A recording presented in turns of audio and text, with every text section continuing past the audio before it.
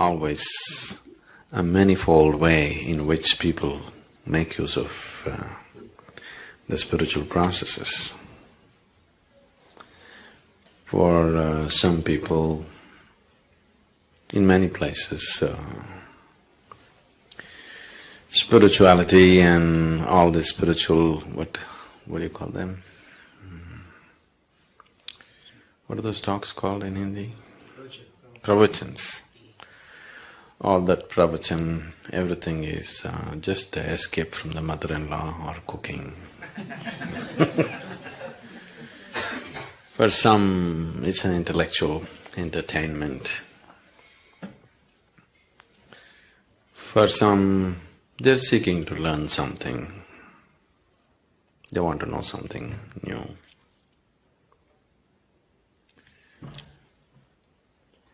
A few people are wanting to, bring about some changes in their life. They want to become a little more peaceful, a little more loving, a little more something else. Some change they want in their life. Some people are looking for transformation. You know the difference between change and transformation? Transformation means nothing of the old should remain. Change means improvement, self-improvement or transformation, or some people just really wanting to get lost into it, dissolve into it. So there are many ways and people are approaching the same thing. It's… which is the best way? I wouldn't say which is the best way because according to each person's needs, that's how they seek.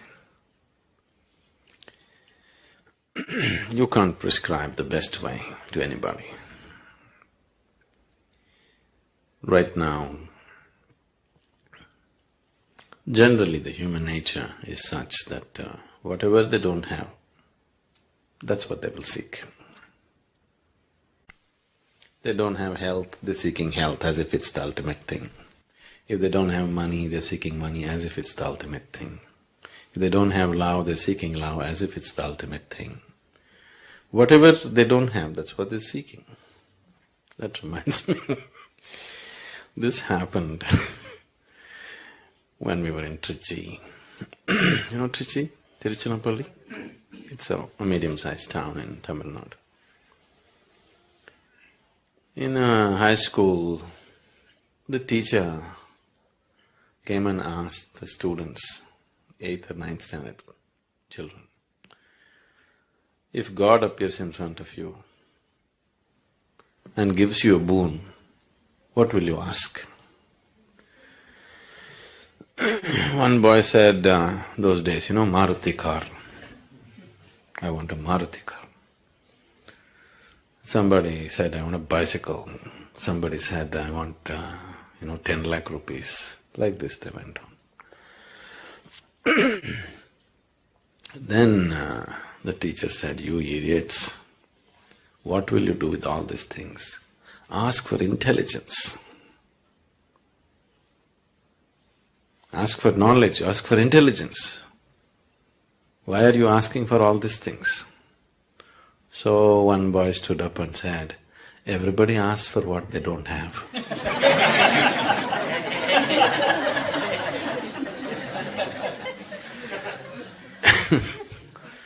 So, everybody is seeking what they don't have, isn't it?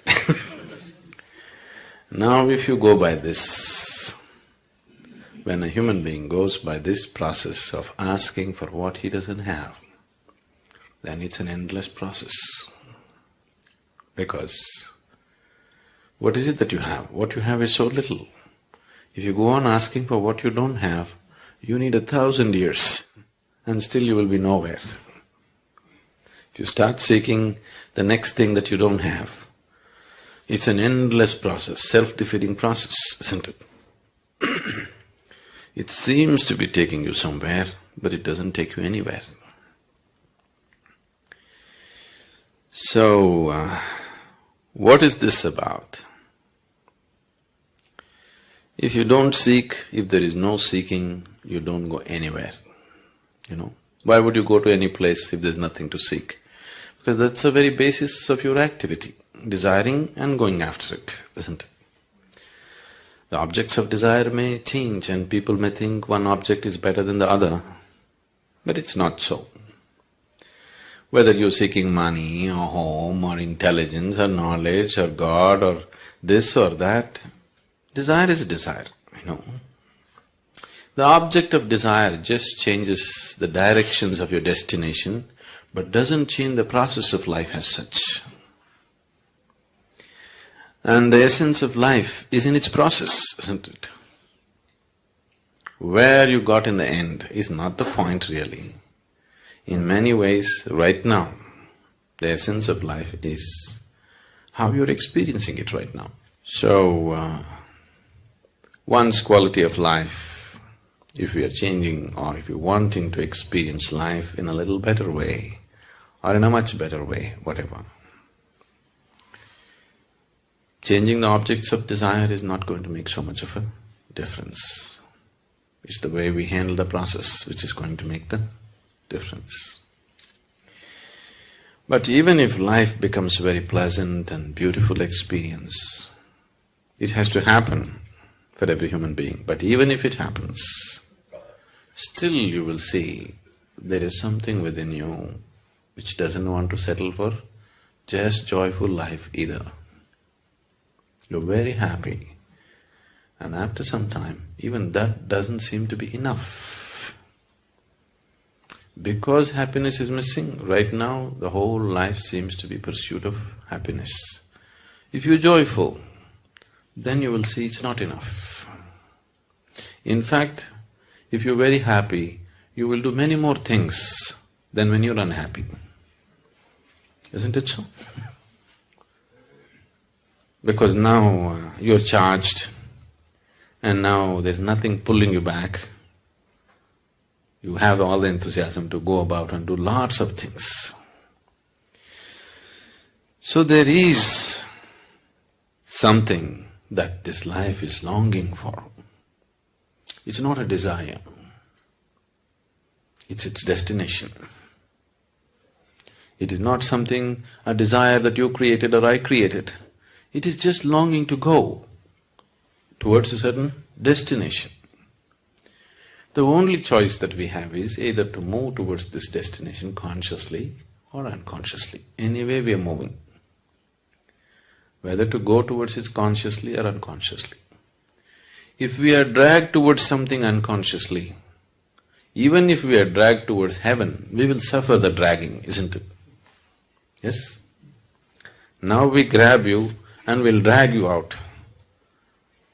You don't know where you're being dragged. You will suffer this. We will take you and put you on a beautiful beach. But that's later. But right now, all along from here to there, you are going to suffer it terribly, isn't it? So if you walk towards anything or if life drags you towards a certain direction and you are unconscious about it, you will suffer the process immensely. So if you look at it consciously, if you go towards it consciously, then the process becomes beautiful. That's all the choice we have really. And once we are conscious, we naturally hasten the process. Whatever we are unconscious of, and that level we suffer, you must understand this. See, right now you're driving on the street. You are completely unconscious of who is coming behind you, who is coming in front of you. Now you are going to get into one kind of physical suffering. Because you are unaware of the physical reality, physical suffering will come, something is going to break, isn't it? Now you are unaware of what is happening in your body, another kind of suffering will come. You are unaware of what's happening in your mind, another kind of suffering will come.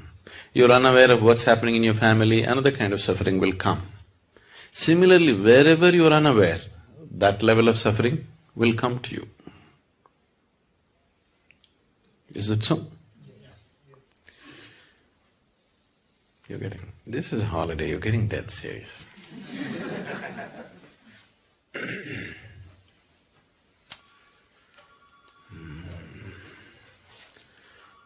Once a pirate. A pirate? A pirate walked into the bar.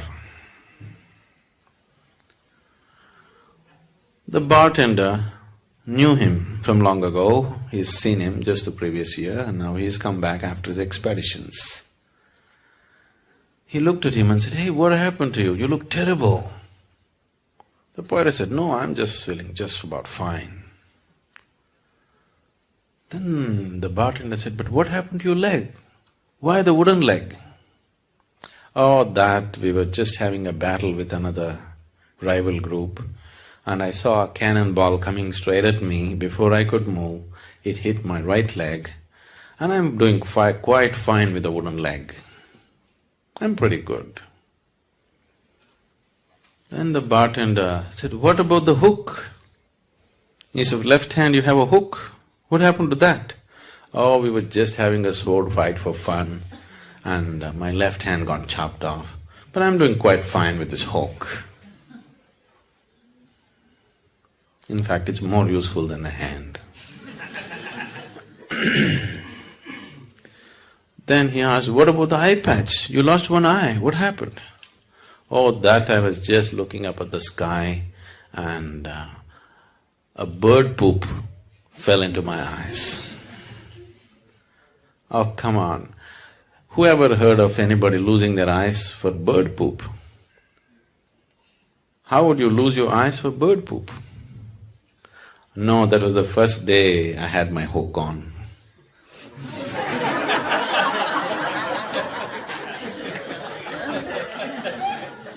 Whatever you are unaware of, there you suffer, isn't it? There, that brings suffering to you. So, we're talking about awareness. Awareness is not something that you do actually. In fact, the less you do, the more aware you become within yourself. The less your activity becomes inside, what you call as me, the less that becomes, the more your awareness becomes. The less your personality becomes, the more your presence becomes always. Personality means you have to do a lot to keep it up, isn't it? Yes. Most of the activity that you're doing to keep up your person is unconscious, but you're doing enormous activity to maintain a certain personality, isn't it? If that activity gets lowered, suddenly awareness gets heightened, because awareness is not something that you do. The very life is awareness, isn't it? The very basis of life is awareness. You know that you're alive only because you're aware, isn't it? If all awareness disappears, at least on this level, we can call it death. So, spirituality is not something that you do. If you stop doing all your nonsense, you're spiritual. You know? Unnecessary nonsense if you stop, spirituality is, it's not something that you have to do and make it happen or create it. It's not so. But still, why, if that is so, why am I doing my pranayam in the morning? Oh! Even in a resort they made us do it.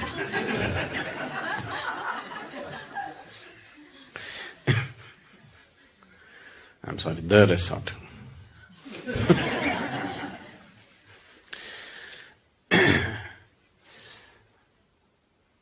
That's because there is no breaks in your activity. What you do within yourself, you have no breaks on it. So,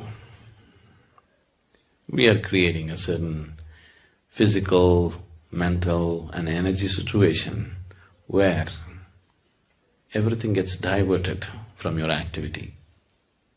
Slowly, the practice establishes a situation where the life energies raise to a certain pitch and intensity that slowly the activity becomes insignificant. It's still there. It's still happening. You've seen this in Shunya meditation, you just said. Activity is still happening, but it's insignificant. The same activity which was so significant has become insignificant. We have not stopped it. We have not done anything to hold it down, but somehow it has become not so important. You see this happening? When you just sit and meditate in shunya, everything is happening, but it's no more important. It's lost its significance. It's lost its impact upon you. It's lost its influence upon you. It doesn't mold you anymore. All the activity of the mind stops molding you. You are no more being molded by that activity. This whole distortion that we have done to life in the form of creating our person. See, when you create your personality, because it's created mostly unconsciously, just a small part of it may be conscious, the rest of it is all unconscious, isn't it? When you create your personality, somewhere, in one way, it means somewhere you thought, Creator has not done a good enough job on you, isn't it? If it needs improvement, definitely He did not do a good enough job on you, isn't it so? So why would you feel that such a grand creation is not good enough? Something that's so enormous and fantastic is not good enough, why?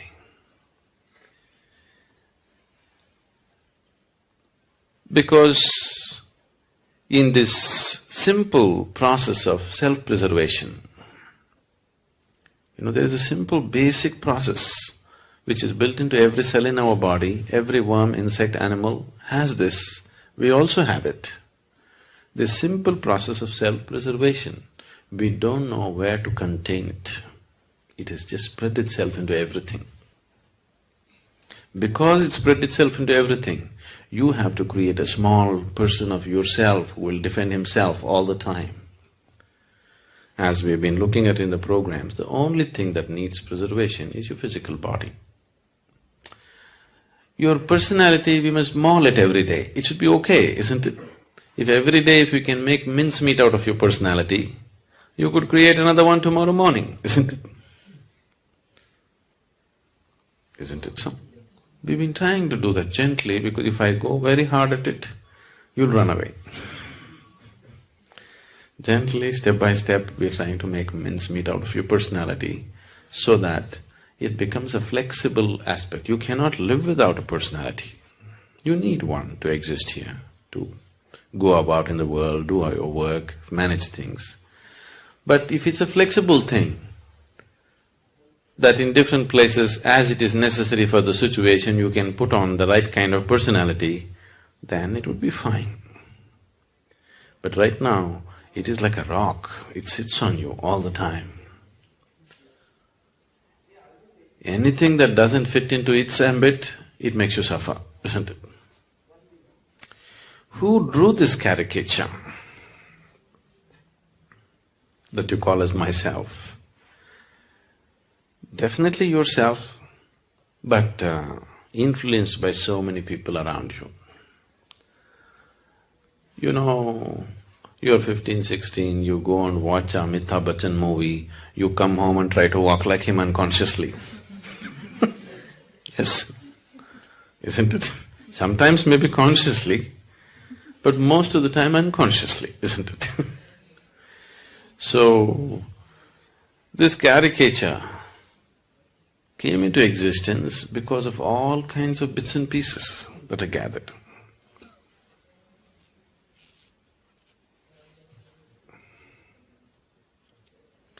It happened when we were in school.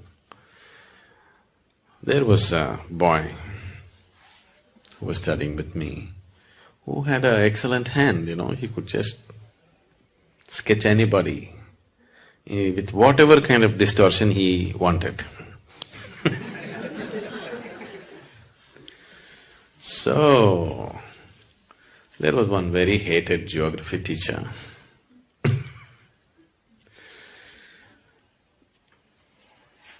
And when he entered the class, this boy had a horrible caricature of him ready on the blackboard. badly distorted, but everybody can clearly recognize who it is. With all kinds of very bad distortions on him. Then he walked in and as usual he walks into the class always with a temper. Whether he's talking about the grasslands in America or he talks about the deserts in Africa, he's always in bad temper.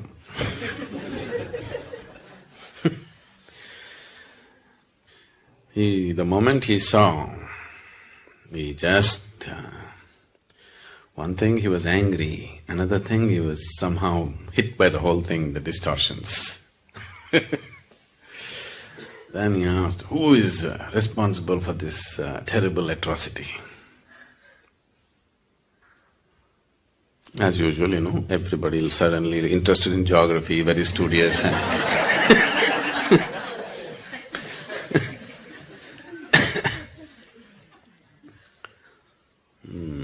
Then he repeated again, who is responsible for this atrocity?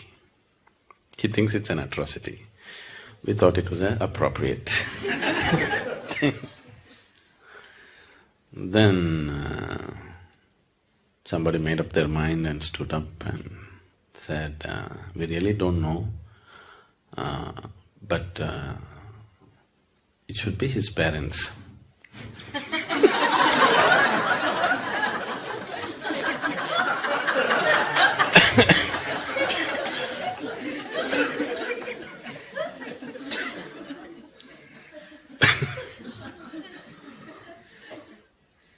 So, for this atrocity that you call as myself, it's not your parents.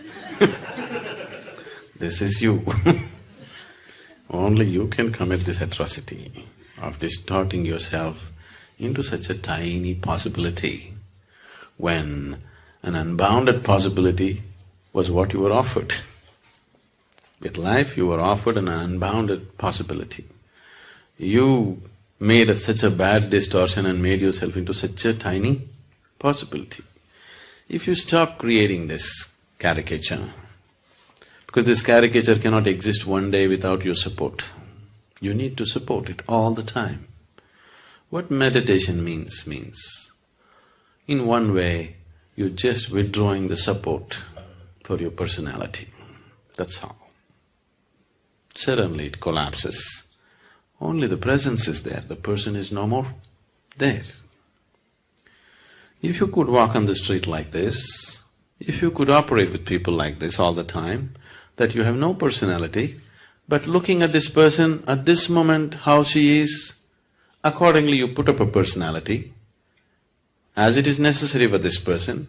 Now you go to that person, you put up a personality that is necessary for that person, then it would be so much fun drawing new caricatures every day. But once you get stuck to a particular distortion, that becomes a problem. Every day if you have a new distortion, it's called art. Isn't it? If you're stuck with one distortion, then you're called a freak. Isn't it? Isn't it so? Every day if you're able to create a new distortion, that is artwork, isn't it? If you're stuck with one distortion, you're a cripple. So that's the big difference. Sadhguru, when you're talking about personality, we have to have different personalities as a parent, as a husband, and at work. In normal living, it becomes very difficult to change the personality. You mean to say people around you won't let you change it? Not true. See, right now, let's say you're going to your work we'll take the work situation because it's less personal for you. You're going to work with a certain attitude and a certain person is going to work, which is you right now. Let's say he goes briskly like this every day. Good morning, good morning, good morning. Don't mean a good morning to anybody. The way people say good morning, it's very clear they intend to give you a bad morning.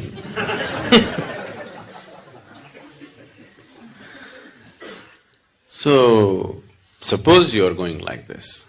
Tomorrow morning, if you go, really say good morning to people and smile at them and maybe hold their hand and ask some personal question, talk to them and go in, maybe you'll waste 5–10 minutes going into your office. But if people around you are happy, you'll have a lot of extra time on your hands because they'll run around and do things better, isn't it? If you have people who are sitting there with a grouse, then, they will make your life miserable in so many ways. Not one way. You have to live with them, but these people have a grouse against you. They are going to make your life so bad, isn't it? Now, can I change my personality every day? Won't it confuse people? Not at all. They would enjoy you most. Isn't it so? And will it bring down your efficiency of work? Definitely not. It is not because of the compulsion of the situation you've gotten stuck with one personality. It is just that the whole construction of the personality has happened in unawareness. That's why you're stuck with one personality.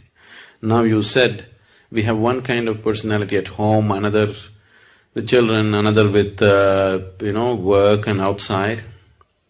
If you look at it, it may not be true. You may be functioning in different capacities. The requirement of how you function may be different, but still the basic personality may be same everywhere. The underlying personality is still the same. You can change that also and it'll be so much fun for you to change that. It'll be absolute fun for you to change that because you can experience a whole new person all the time.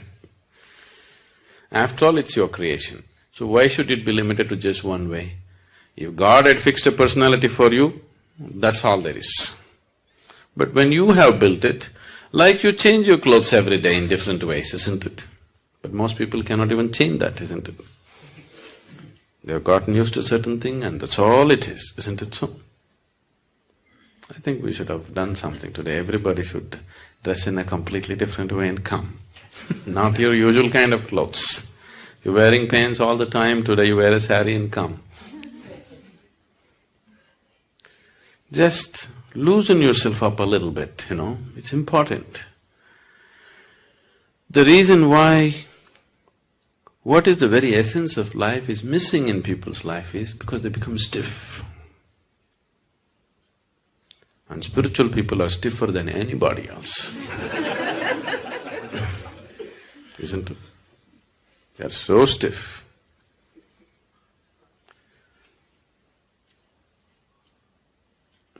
Still doesn't answer your question.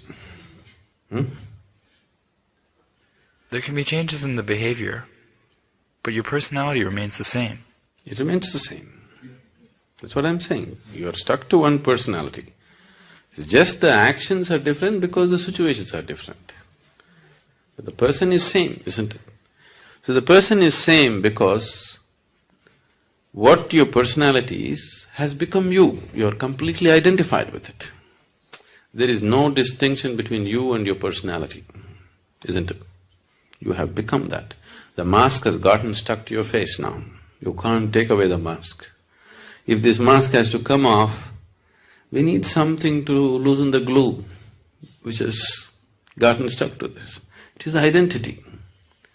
So now we are creating various situations where your identity dissolves in a certain way. Meditation or any kind of yoga practice, whatever it is, just to loosen the identities so that there's a little more flexibility about it. Maybe the whole of it has not come off, but at least you can adjust it a little bit. So mask being totally stuck, at least little you are able to take a breather. That much break it is giving you. But if you work a little more with this, you can take it and keep it off.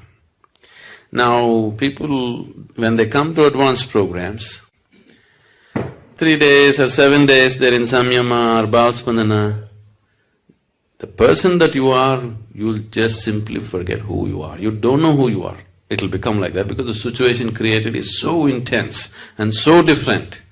Everything that you know as normal is broken. After some time, you don't know who is here. After the program is over and you come back, you just wonder, is it me who went through all that? Most people can't believe that they actually went through samyama and came. Simply because it's created like that, the whole situation. Not only the meditation process, the situation also is created in such a way that it doesn't assist your personality in any way. The whole thing is to take off all the supports, because your personality cannot exist for a moment without your support. If you involve yourself in any intense activity, it could loosen up a little bit. But that is haphazard. For example, let's say you go and play a game. Those moments of total involvement, you may lose your personality.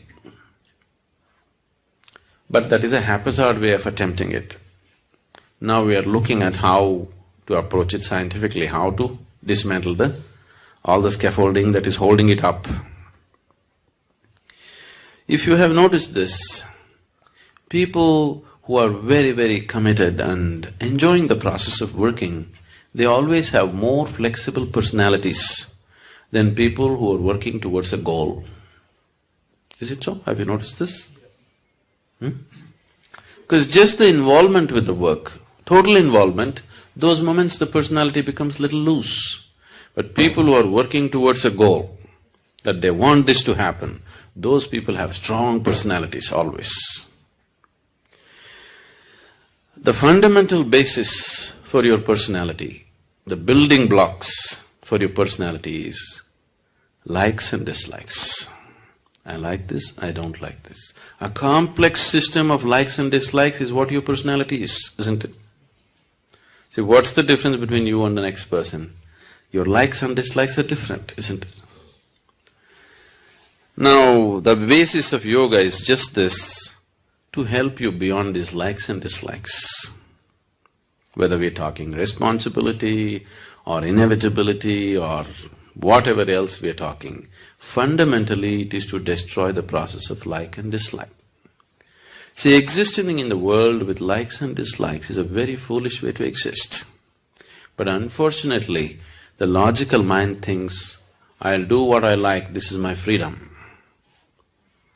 The very basis of your bondage is in your likes and dislikes, but your mind makes you believe doing what you like is your freedom. Isn't it? All the time, everywhere in the world, people believe doing what I like is freedom. Please look at it carefully. The very fundamental basis of your bondage is in like and dislike. To operate sensibly here, even in the physical realm I'm saying, even to operate with your work or family, whatever, likes and dislikes make you do stupid things. I like this person, I don't like this person. Now, I cannot function from what is needed in this moment, isn't it? Isn't it so? Now, I don't like this person. Even if this person is doing something wonderful, I cannot see it anymore. Do you see this happening to yourself?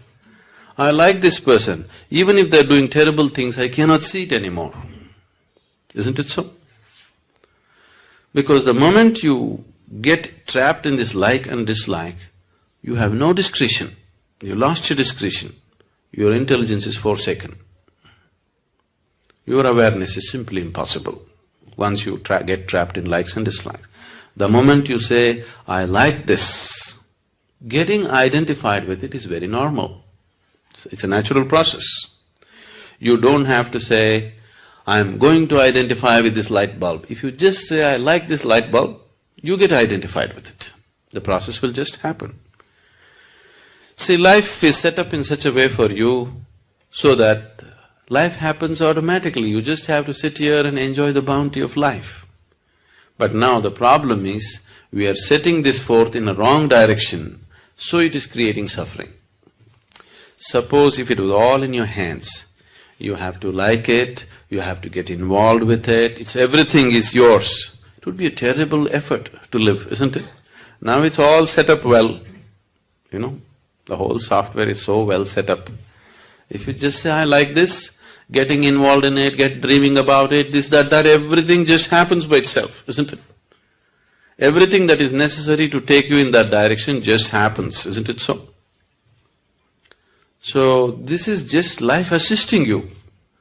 But It has no discretion. If you like hell, it'll take you to hell. It happened once.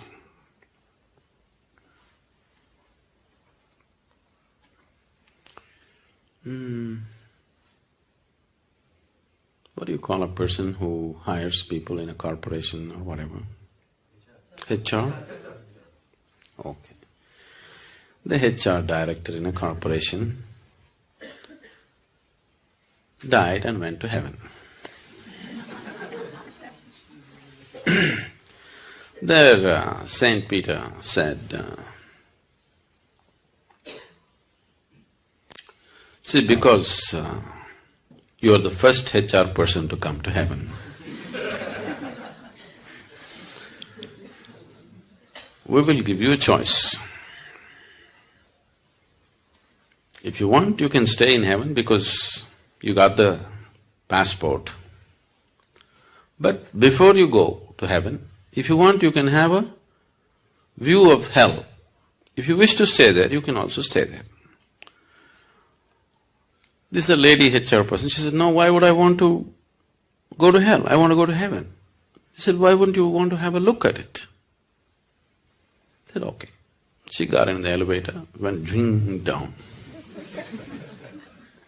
Then the elevator doors opened, and it opened into a beautiful garden. On the poolside, very beautiful people are swimming, sunbathing, and there's a wonderful golf course, and then a nice clubhouse, the works. She said, this is great hell. She had a view of that, and then Saint Peter said, okay, you have a view of heaven, then you choose. Then she got in the elevator, it went up. Supposed to be down and up, okay? That's a direction, at least you better know. Now we are down.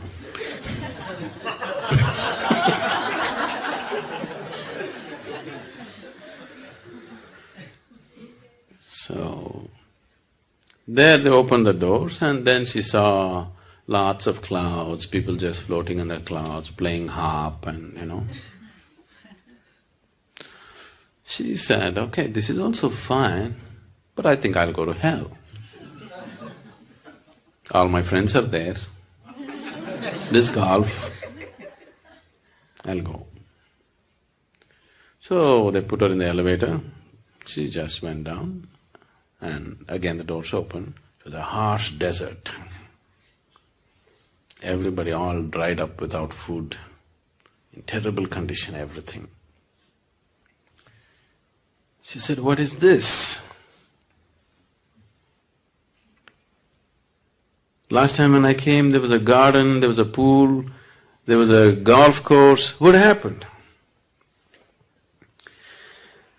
So they said, that was just the first day,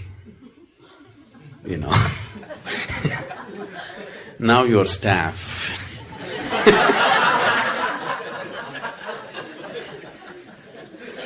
That was the interview.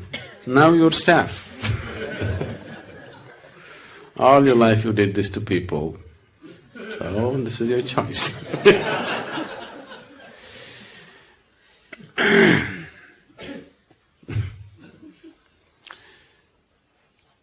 Your personality. I don't know, if you're working in places, at least if you're HR, is there anybody HR?